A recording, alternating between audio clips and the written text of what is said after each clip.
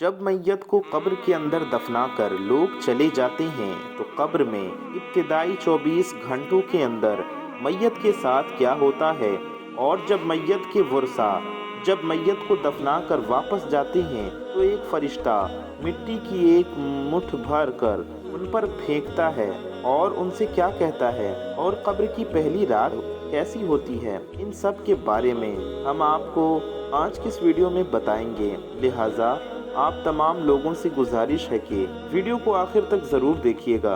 अगर आप हमारे चैनल पर नए हैं तो इस प्यारे से यूट्यूब चैनल को सब्सक्राइब करके वीडियो को लाइक ज़रूर कर दीजिएगा और इसे शेयर करना ना भूलिए। साथ में मौजूद बेल आइकन को भी ज़रूर दबा लीजिएगा।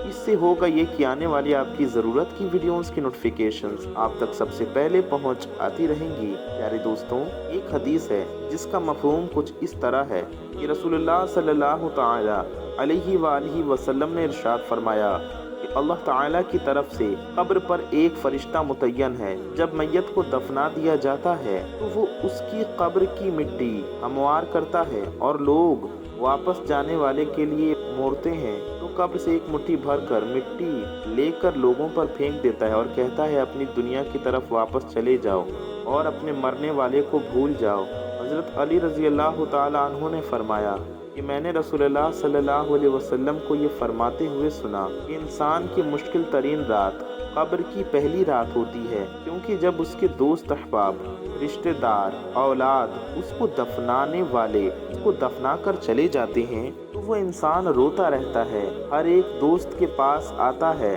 उसे रोकने की कोशिश करता है कि मुझे छोड़कर न जाओ, लेकिन अफसोस के उसकी आवाज़ कोई नहीं सुनता। तो अब वहाँ पर कब्रिस्तान में हर कोई अकेला रह जाता है। तब वो हमसे इस दुनिया में गुजरी हुई ज़िंदगी के मुतालिक सवाल करेंगे। हर कोई अकेला रह जाता है। तब हमारे सामने फरिश्ते आते हैं जो हमारे अमाल होती हैं। अब वो किसी शक्ल में हमारे सामने होंगे, अच्छे या बुरे, इस बारे में कोई कुछ नहीं कह सकता। तब वो हमसे इस दुनिया में गुजरी हुई ज़िंदगी के मुतालिक सवाल करेंगे, जिन सवालों के जवाब हमारी इस ज़िंदगी में मौजूद हैं जब तक हम सांस ले रहे हैं। एक हदीस है जिसका मफ़हूम कुछ इस तरह है।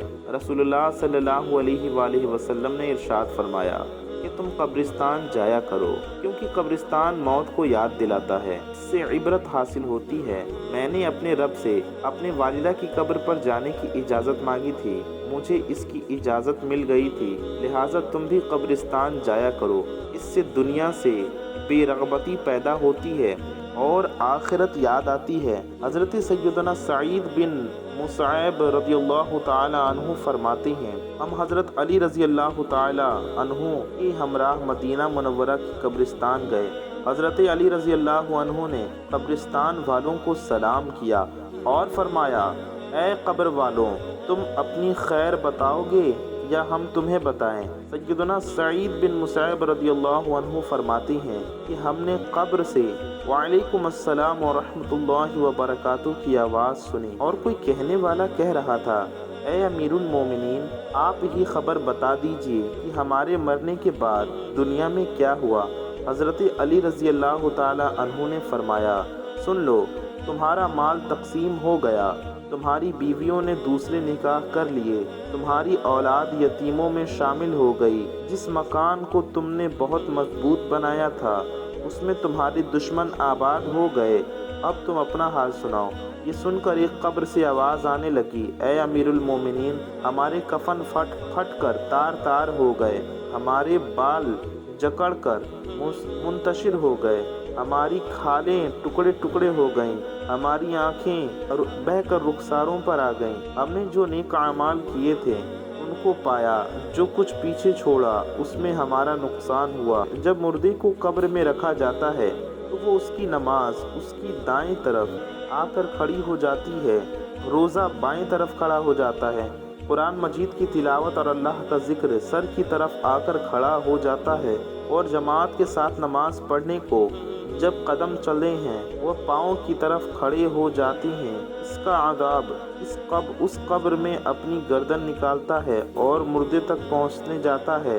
अगर वो दाईं तरफ से आता है तो उसको नमाज कहती है, ए परहट खुदा की तकसीम, ये शख्स दुनिया में बहुत मुश्किल और मुसीबत उठाता रहा, ابھی ذرا آرام سے سویا ہے، پھر عذاب بائیں طرف سے آنا چاہتا ہے تو روزہ اس کی طرف سے اس کو ہٹا دیتا ہے، پھر وہ سر کی طرف سے آتا ہے تو تلاوت قرآن مجید، ذکر الہی اس کو روک دیتے ہیں۔ ادھر تیرا کوئی راستہ نہیں، غرض کہ وہ جس طرف سے بھی آنا چاہتا ہے اس کو راستہ نہیں ملتا۔ یہ اس واسطے کہ اللہ تعالیٰ کی اس دوست کو عبادتوں نے زندگی میں دنیا کے اندر رہ کر کی تھی، لہٰذا وہ عذاب آج کمزور ہو کر واپس چلا جاتا ہے۔